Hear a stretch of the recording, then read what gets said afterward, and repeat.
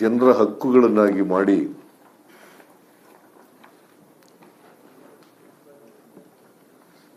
ಅನೇಕ ಮೂಲಭೂತ ಸಮಸ್ಯೆಗಳಿಗೆ ಪರಿಹಾರ ಕೊಡ್ತಕ್ಕಂಥ ಪ್ರಯತ್ನವನ್ನು ಮಾಡಿದರು.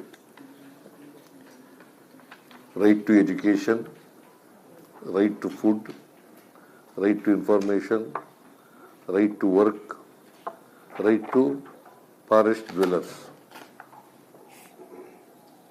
ಹೀಗೆ ಸಾಮಾನ್ಯ ಜನರಿಗೆ, ಬಡವರಿಗೆ ಮತ್ತು ರೈತರಿಗೆ, ಸಣ್ಣ ರೈತರಿಗೆ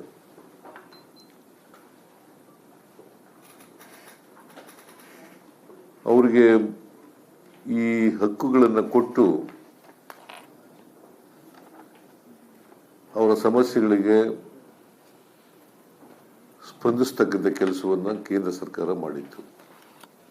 ಮನಮೋಹನ್ ಸಿಂಗ್ ಅವರ ಸರ್ಕಾರ ಮಾಡಿತ್ತು 20 ವರ್ಷಗಳ ಹಿಂದೆ. ಅದರಲ್ಲಿ ಈ ಉದ್ಯೋಗ ಖಾತ್ರಿ ಯೋಜನೆ ಕೂಡ ಒಂದು.